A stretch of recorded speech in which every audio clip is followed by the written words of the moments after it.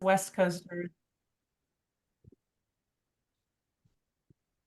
TWU. Hey, Lisa. Alejandro. Drew, who's that in your photo? His colleague Cindy. I don't Oh, know why that happened. That's pretty funny. That's really, really Yeah. funny. I don't know why his name is attached, but Whoa. my name is Cindy. I'm here on behalf. okay. Great. Oh, okay. That makes more sense now. All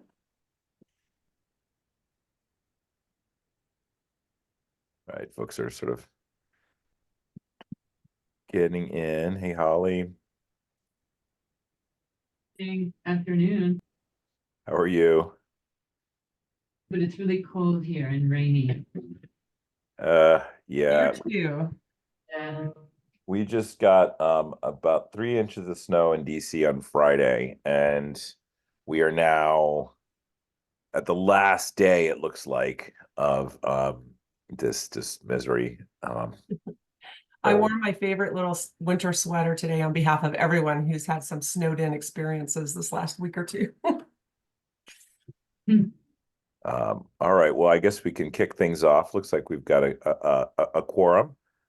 Good morning, afternoon, depending on where you are, and thanks you all so much for joining us for this first meeting of the year, and excited on this sort of collaborative funding opportunities, grants opportunities, and yeah, I think this is, if you look at our STEMconnector membership, we have kind of three buckets of members. Obviously, industry, a big part of STEMconnector's mission is to find ways to sustainably engage industry and support of STEM education and workforce.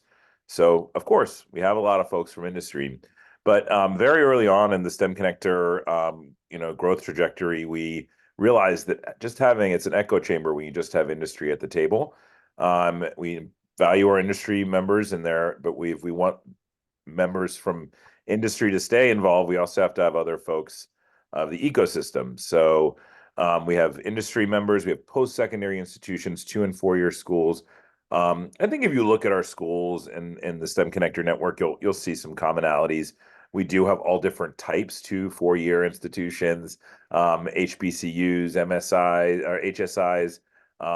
We have a variety of different schools, but all really do share this interest in building partnerships that will help their students and faculty serve their students more effectively with industry, getting work-based learning opportunities, sponsoring research opportunities for students, helping inform how students, the experience that they have mentoring them, all different types of things. And then we also have a great group of nonprofit organizations throughout the country.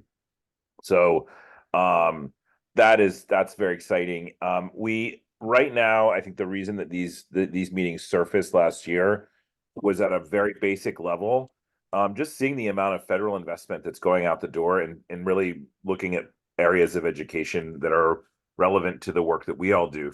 I think the most salient piece of legislation that came through is the CHIPS and Science Act, which does have a lot of funding, not just for CHIPS, but for all different types of STEM activities, and a lot of it is focused on broadening participation. But other pieces of legislation that also are having an impact on workforce, bipartisan infrastructure law, as well as the Inflation Reduction Act.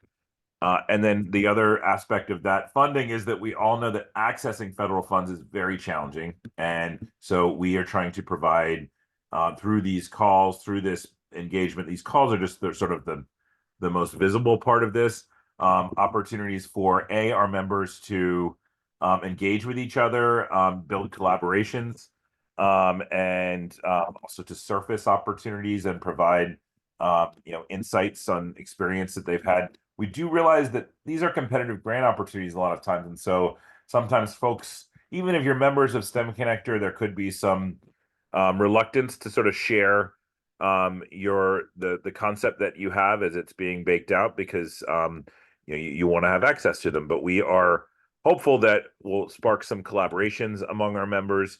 We'll bring ideas to the table, and then we'll also bring other grant opportunities up. One question sometimes that pops up is there a role for industry to play in these meetings? And I'm glad to see, I know I see Verizon is on here and some other folks have perhaps joined from industry. The answer is yes. These grant opportunities from the federal government, I just got off the call with our colleagues at TWU, Diana Elrod and Joanna May, and we were just talking about like a potential grant that they're looking at, and they have all kinds of opportunities for subsidized work-based learning activities for experiences for students that the grant will pay for, that the industry partner can leverage to engage potential students that could be talent. So there's also opportunities for industry to develop, sort of better insights into the work that they're doing. And I think ultimately we want to build our community as a credible national community of practice focused on supporting education and workforce in the STEM space. So that's kind of what we're looking for. A couple things. We are looking to have, more of our of our companies that are our students, more of our members engage in these opportunities on a monthly basis. We're looking at, well, I'm proposing perhaps a monthly basis where we are connecting, not necessarily I'm going to turn it over to folks to just give a quick introduction very quickly so we know who's on here. We want to stimulate engagements between folks through these meetings. We started this last summer, sort of tested things out. I'd like to kind of get things rolling right now. There's a lot of things that are going to come up in the fall. And if we get started now, we can build some solid proposals for federal funds. I'd also like to use this time for other agencies other than the National Science Foundation to come forward and showcase funding opportunities like USDA, DOD, Department of Education, Department of Energy, et cetera, to share opportunities. Also for external funders, things like I've been talking to a foundation that's interested in things that our network might be able to do to engage students, and looking at some of the sort of more esteemed institutions funding higher ed and hear from them in terms of the philanthropy side.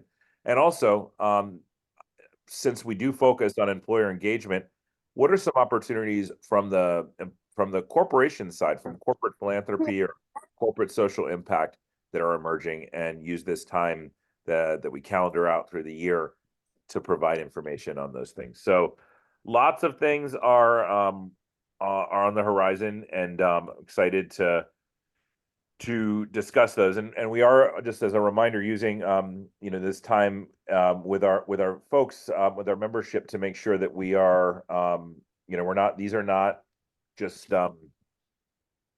webinars where we're broadcasting. These are meetings. So our goal during this time is that folks are actually engaging with each other and interacting. I would love to go very quickly down the list, and if I call you, if you could just say who you are, and I'm just going to look at this alphabetically. I see Ashley Ruiz. Can you just say, Ashley, where you're dialing in from? Hi, I'm Ashley Ruiz. I am from Long Beach, California, and I'm calling on behalf of Cal State Dominguez Hills. Awesome. Okay. Great to have you on here. Abby Davidson. Hi everyone, my name is Abby Davidson. I'm a director of a Title III Part F HSI STEM grant through the Department of Education, and I am with Colorado State University, Pueblo. Awesome. I hope it's warmed up out there. Alejandro. Hey everybody, this is Alejandro Lozano. I'm from Verizon and I'm in North Jersey. Awesome. Thanks so much, Alejandro. Amy Feast. Hi there, I'm Amy. I am from Southern Connecticut State University here in New Haven, Connecticut, and I oversee our Office of Workforce and Lifelong Learning, which is our Workforce and Continuing Ed division. Awesome. Southern Connecticut State is our newest. Well, they were the newest until Friday. Hopefully somebody from but one of our newest members. So welcome. Beth Broom. Hi everyone, I'm Beth Broom with the University of California at Davis, and I run the STEM strategy group, which sits in the office of the provost. Hey Beth, welcome. Bria Bianco. Yeah, hi everyone. My name is Bree Bianco. I'm calling on behalf of Project Lead the Way. And it's a nonprofit organization that develops STEM curriculum for K through 12. The organization is in Indiana and I'm in Los Angeles. Awesome. Welcome, Bruce Lyons.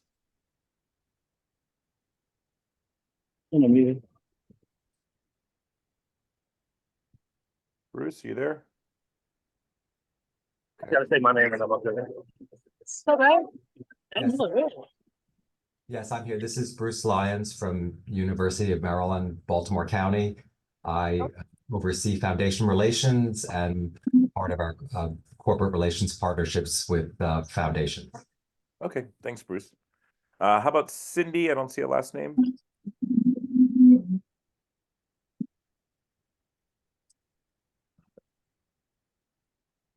Cindy, okay.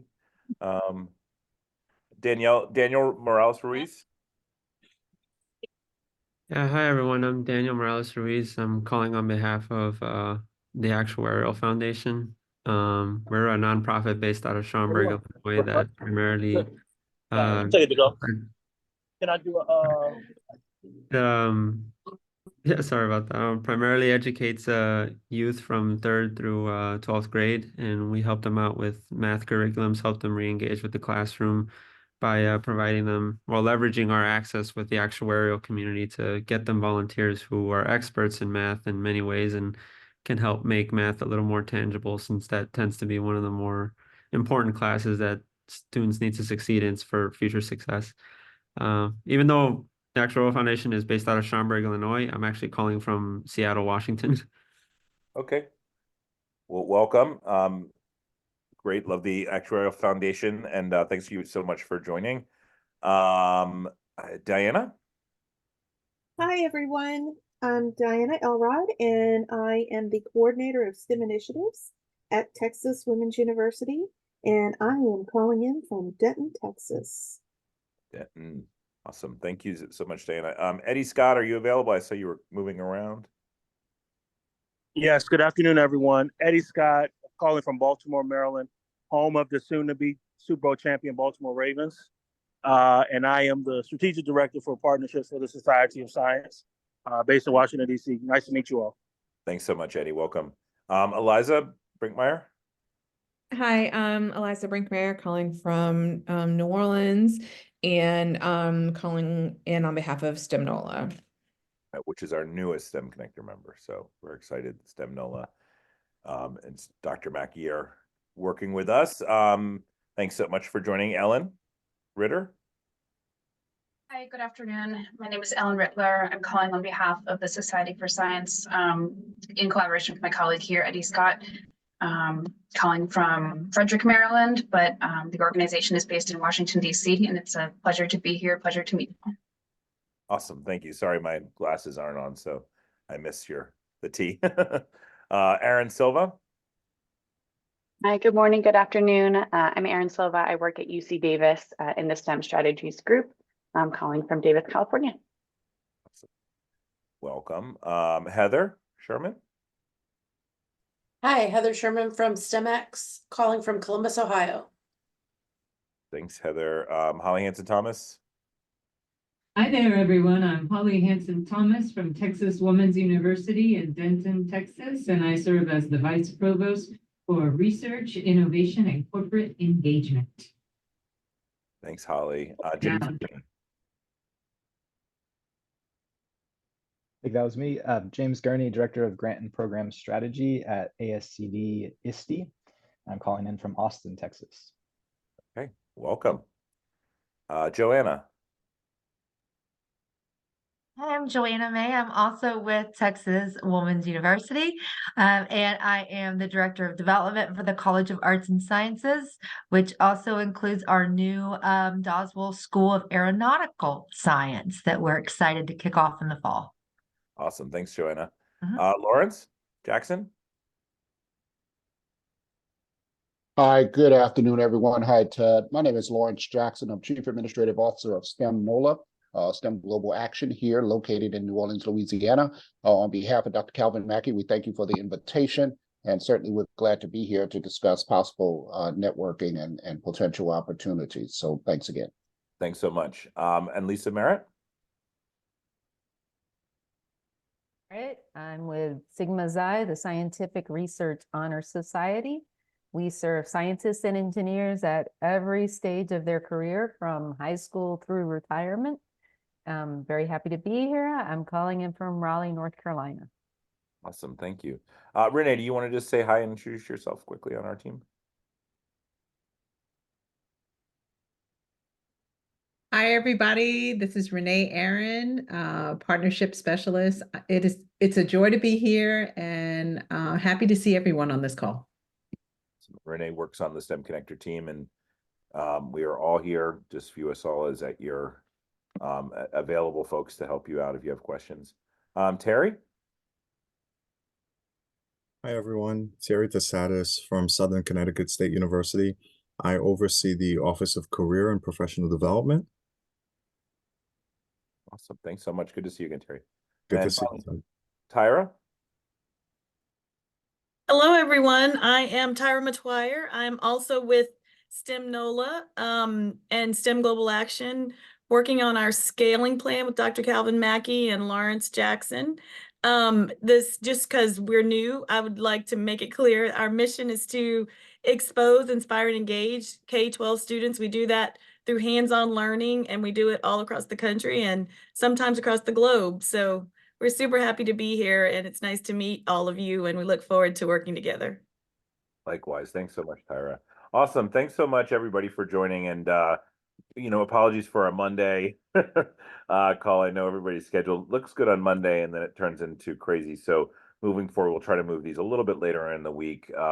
But we will be sending out some dates very soon for members. These are designed as member engagement activities, not for the external world, which our webinars are designed for. So we think of webinars as more of a broadcast. This is more interactive. I'm going to turn it over to my colleague, Janine Koenigke, who's leading this work for us, but I just wanted to sort of lay the groundwork. As a reminder, if you think about how we can work together, one way we can work as if STEMconnector is kind of the lead. And then our members, our beneficiaries, the members like you on this discussion today, are able to benefit from collective activities.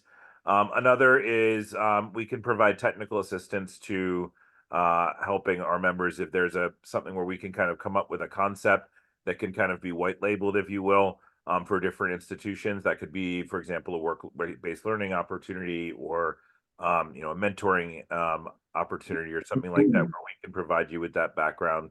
And then the other piece that we can support is evaluation. Probably not so much on an NSF grant unless we bring in the right consultant. We do have some of those in our orbit and some of them on this call, but also can look at that as an opportunity. So I'm going to turn it over to Janine, but thank you all so much for joining, and we look forward to working with you this year on amplifying our own efforts to engage and support the future STEM workforce. Hi, Ted. Hi, Janine. Right quickly, I apologize for jumping in. Will the slides be made available for us after the call?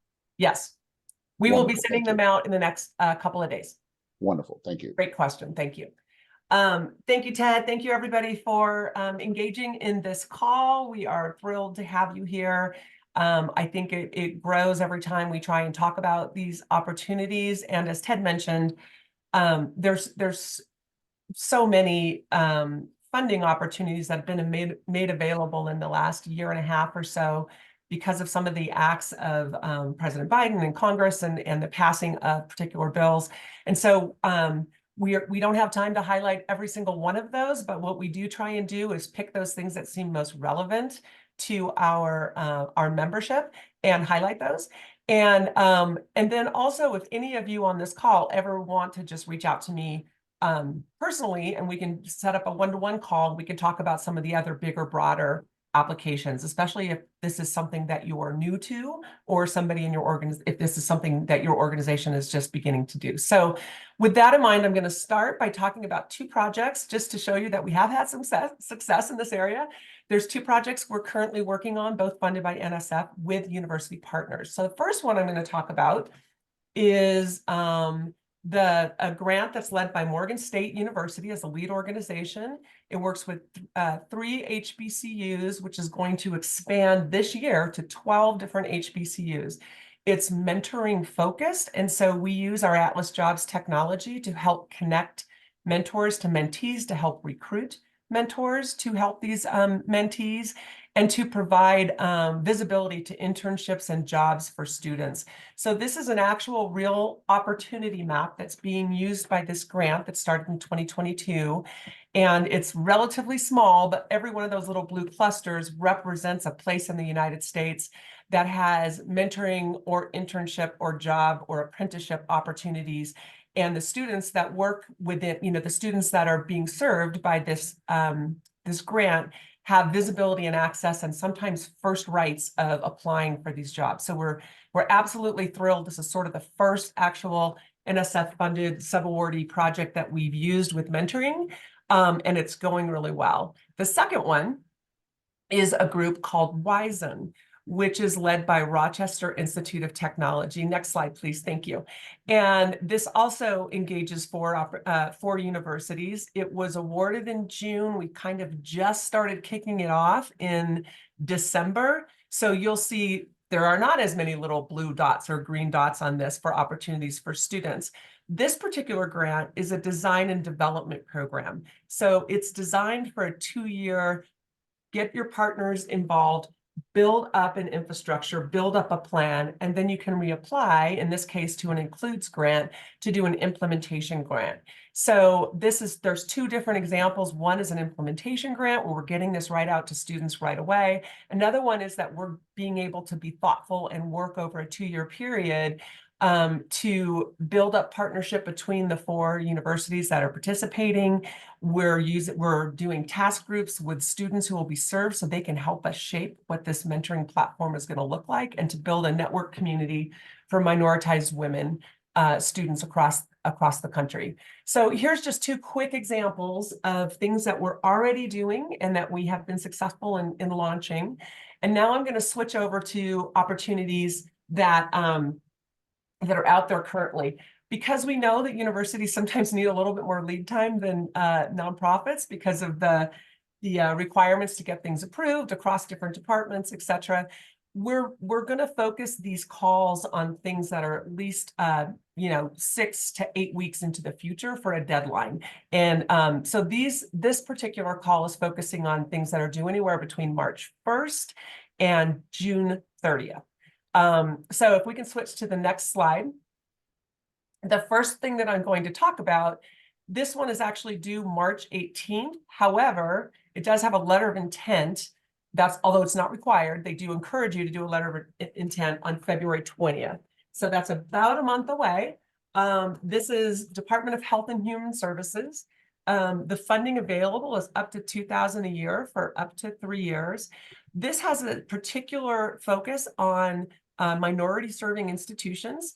And the goal of this is to help develop new knowledge through research, develop methods, procedures, and rehabilitation technologies to maximize the full inclusion and integration for people with disabilities. So this is to improve the capacity of minority serving institutions to be able to conduct disability and rehabilitation research and development.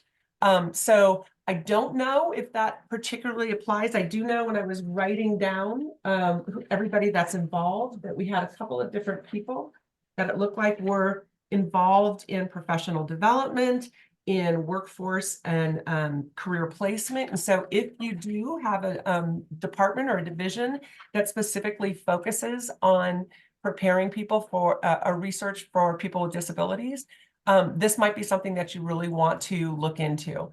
So really quickly, this is Department of Health and Human Services.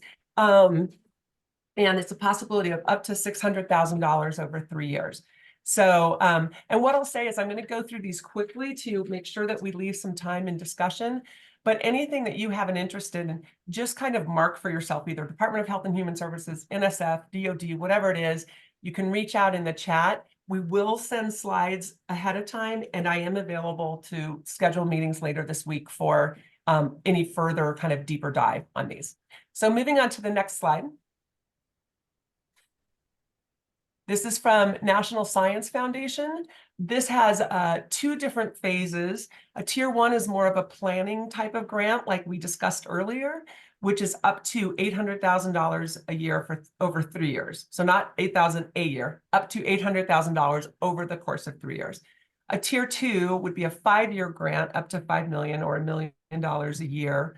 And this is really designed to expand capacity for quantum information science and engineering programs. And the specific requirement for this is it's for institutes of higher education that are not designated R1. So this is a capacity building grant to help those universities, 2-year and 4-year colleges that have not been designated R1 to help build their capacity to move closer to an R2 or even potentially an R1. Now, what's interesting is R1 institutions can be named a subawardee.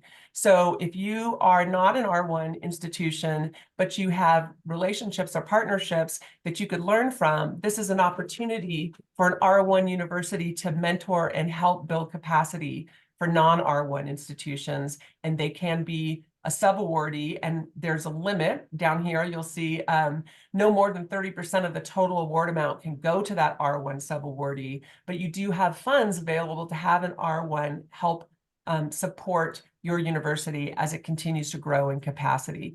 So if that is, and this is particularly here in bold, institutions from F-score jurisdictions and institutions in which more than 50% of enrolled students come from groups that are currently underrepresented, in other words, MSIs, are especially encouraged to apply. So it's open to any institution of higher education that is not an R1, but there is an emphasis on MSIs that are not in R1. So this letter of intent, and it is required, unlike the last one, you have a required letter of intent due March 8th, with the full proposal deadline due April 1st. Moving on to the next opportunity. This is from Department of Health and Human Services. This is a workforce innovation program. This is to help grow healthcare workforce. So this is specifically focused on anybody who has any kind of healthcare workforce career development programs. And the idea is that you're funding new leading edge health profession education and training models. One particular thing I've read about is this might be an interesting use of AI in helping to train your healthcare workforce. So the specific emphasis for this is healthcare professionals in underserved and in rural areas. Eligibility wise, there's a very wide eligibility swath: public and state controlled institutions of higher education, Native American tribal organizations, city or township governments, private institutions of higher education, for-profit organizations, nonprofit organizations, and even county and state governments. So this is broad. There's $27 million available. They didn't list a ceiling or a top amount that you can apply for, but they expect there to be 13 awards across $27 million. So it looks like the expectation is that the awards will be in the $2 million range. They only listed an estimated due date, so I can update you, but if you go on to grants.gov and look up this HRSA 24094 number, all of the numbers in light blue are what you can look up on grants.gov to learn more about each of these opportunities.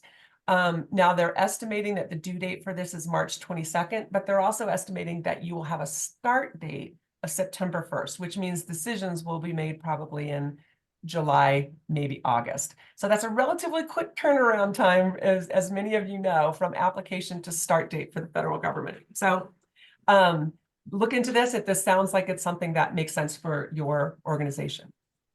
Moving on to the next opportunity. This is Department of Defense. There's going to be a couple of Department of Defense. They're very similar. This one is through the Air Force Office of Scientific Research. It has an award ceiling of $450,000. Deadline April 12th. And the the goal of this program is to create impactful STEM educational experiences for students of all ages and the air and space related workforce. So what that means is they're looking for organizations that work with people of all ages that create STEM education and outreach projects that address engineering and complex systems, information and networks, physical sciences, and chemistry and biological sciences. So while they say it's air and space related workforce, these are the underlying STEM principles that help support the air and space related workforce. So they don't require this, but they're strongly encouraging, once again, groups, nonprofits, and education organizations that work with underrepresented and underserved populations, including women and minorities in their project plans. They also are open to and encourage working with military connected students, veteran initiatives, and education systems integral to the Department of the Air Force. So again, this has a pretty broad eligibility standpoint: nonprofits, for-profits, HBCUs, MSIs, HSIs are especially encouraged to apply. And again, this is up to $450,000. The next one, very similar to this, is also Department of Defense. And this is with the Office of Naval Research. Very, very similar in what they're looking for. Efforts that jointly improve STEM student outcomes and align with educational and outreach efforts with the Navy. And this can work with students of all ages, and they just want programs that aim to increase engagement in naval relevant STEM opportunities, which is very similar to the ones we just talked about with the Air Force. Open to all academia, nonprofit, for-profit, industry. The award ceiling is $600,000. This has a required white paper that's due April 12th. The full proposals are due August 30th, and the funding is expected to be announced November, I believe. So this one isn't quite as quick of a turnaround time. So these two last opportunities are really great opportunities for nonprofits, especially if they're already working with local community colleges and four-year universities, to be thinking about how they can create pathways for students in the K through 12 space into two-year colleges, four-year colleges, and beyond. And because the eligibility is completely wide open, this is also a great opportunity to think through who your industry partners might be and how they might participate in this. And moving forward to the next one. Sorry, I'm going so quickly. Department of the Army. Thank you, Heather, for your comment. This is Department of the Army Material Command. And what this is research and education programs. They want you to enhance research and engineering capabilities, increase the number of graduates in STEM disciplines, and encourage research and education collaborations with other institutes of higher education. The eligibility for this is HBCUs and minority serving institutions. They don't say what the size of each grant award would be, but there is $100 million set aside for this initiative. You might see at the note down here at the bottom, this opportunity has very specific requirements. Too much to go into in great detail. I'll give you one example. One is a faculty capacity building, and the only faculty that is eligible is assistant or associate professors who've been at your university for less than 7 years. You can't be an R1. There's a lot of specifics around this. So if this grabs your attention, please, I encourage you to look it up by this light blue number at grants.gov and do a search for that. And I can also help walk through some of the specific things for this if you have an interest. The closing date for this opportunity is April 30th. Next. I think we're almost to the end here. And this last one, now this is really trying to look forward, but to Ted's point, we have to kind of get ahead of some of these opportunities. This is enabling partnerships to increase innovation capacity. The preliminary proposal is due June 17th. And if you're invited, the full proposal is not even due till January 21st, almost a year to the day from today. However, the purpose of this, and I find this really great, is for many of us, we've heard a lot about the NSF regional engines programs. However, those were so highly competitive, and what NSF recognized was there are a lot of programs in the ecosystem, a lot of MSIs, predominantly undergraduate institutions and two-year institutions that simply don't have the infrastructure and the resources needed to grow the type of partnerships they would need to be competitive in a regional innovation grant. So this grant is a capacity building grant for those organizations who need a little bit more help, and they either have limited or no research capacity to become equitable partners. This is to help level the playing field just a little bit. So this is for institutions of higher education, 2 and 4 years, that are located in the US. They encourage MSIs and HBCUs, especially those not classified as R1 or R2. So this is an opportunity to say, hey, we have great programs where we are. We're not at that level yet, but we are invested in, leveling up and growing our capacity.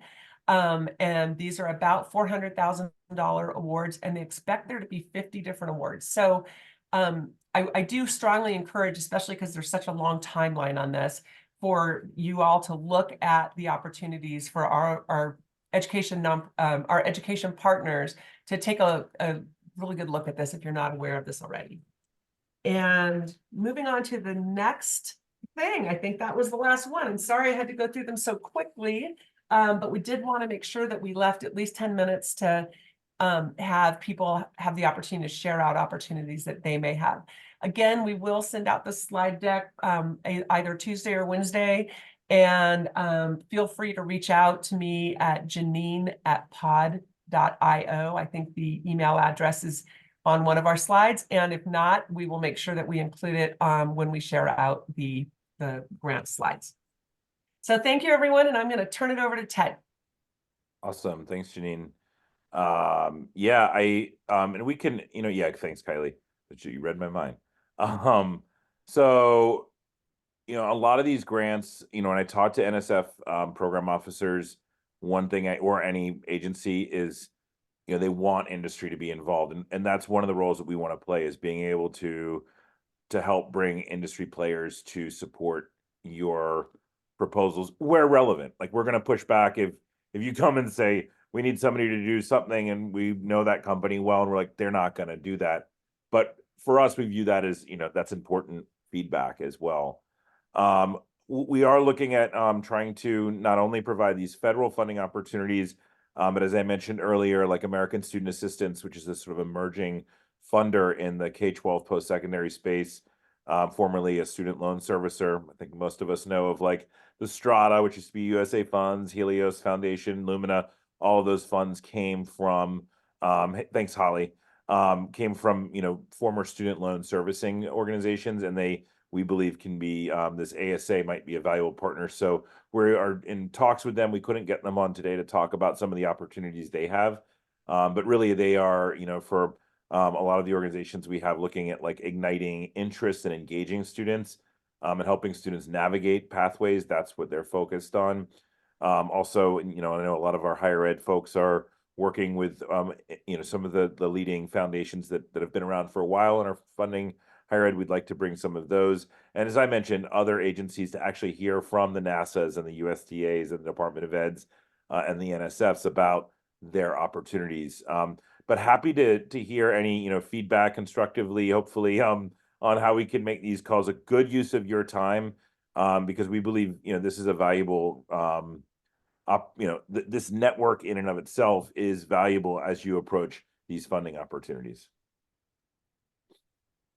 Hi, Ted. This is Lawrence from STEMnola. Hey, I may have missed it earlier, and of course I'm pitch hitting here for Dr. Mackey. But what actually does the technical assistance from STEMconnector look like in terms of, if we make a call, say to Janine and say, hey, we want to go after one of these opportunities, what type of assistance or what type of support could we get in order to try to improve our chances at being successful? Janine, do you want to field that? Sure, yeah, that's a good question. So this is part of the technical assistance is simply visibility, right? Yep. And then we do work with a lot of our partners on strategic planning. What is it that we think is going to be the most competitive? We'll do some research to see what have they funded in the past, so you can see sort of what are some of the indicators of success. We do help with grant writing for any of the grants where we're going to serve in some level of partnership. So we don't have the capacity as a department of, one, to write full grants for that we're not going to be members of, but we will certainly sit down and brainstorm and strategize with you. And then where it makes sense, because we don't force ourselves into a place that doesn't make sense, but where it makes sense, if we can serve as a partner, either in some of the ways as a lead organization, as an evaluator, our technology platform, convener. Sometimes grants have events and conferences that have to happen, and STEMconnector has great expertise at that. So we'll work with you to figure out if there's a place for partnership. And then if you do need help beyond that, if you need a grant writer, then we would talk to you separately about what that might look like. Awesome. Thank you so much. I appreciate that Yes, thank context. you. And we also from, I know we have I don't know if he's still on. It looks like is Alejandro still on? Verizon, was on here earlier. I think he had to drop, but we did have a conversation with one of our corporations on Friday of last week. It was saying, we would love to be able to present to, colleges and nonprofit organizations about what makes for a proposal that's compelling, and how some sort of simple things that they can do to make a proposal, align with what they're interested in, and at least pique their interest. As y'all know, I think when you start talking to funders, you kind of have to have a hook to get them. And once you get in dialogue, then you can kind of zero in on potentially a concept that they'll fund. But if you it's an easy way to say no if you've not looked at, the guidelines that they put out in their, in their solicitation. So, as having recently evaluated NSF tip proposals, I can say that, you can see what makes for a winning proposal is really having just no clear gaps that allow you to say no. I think when you put together a proposal and there are some things missing, because there's a bunch of different aspects for an NSF proposal that need to be in place, just making sure you're very thoughtful about answering each one of the items. The one thing that I understood from these NSF reviews, that actually the budget, as long as it's not wildly out of whack, is probably not as one to the aspect to freak out on as much. It's more your evaluation plan and previous support explanations, and obviously the programmatic aspects of what you're trying to do. Yeah. And I would just add really quickly, and then hopefully we'll have time for one more question at least. The reason that on these slides we put eligibility is because the most heartbreaking thing in the world is to see somebody go through all of the work that they do and it doesn't even get reviewed because they have not met the eligibility requirement. So it is one of the reasons that we highly focus on that, even in these very brief overviews. Is anything can sound exciting, but if you're not eligible for it, it's not going to be a good use of your time. But oftentimes you can be an eligible subawardee. So that's where you really, it's helpful to kind of really pay attention to those. So I'm going to stop talking and see if we have any other questions. Okay. I'm targeting, maybe I just was looking at calendars, February 22nd as a next one of these meetings, if that works for folks. I do think if we are going to look at some of these larger things which work well for our network, like it includes Alliance or some of the TIP awards, which I'm not sure the deadlines on those. I'm very familiar, as Janine and I know, with the includes. It's going to be a good idea to get working sooner rather than later. So perhaps we can start looking at includes.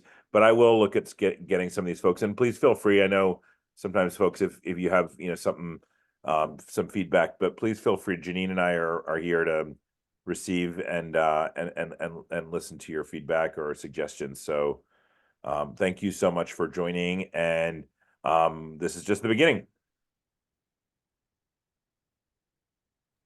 Awesome, and thank you Thanks, for everyone. having us. Thank Appreciate you. it. Thank you. Have a great day.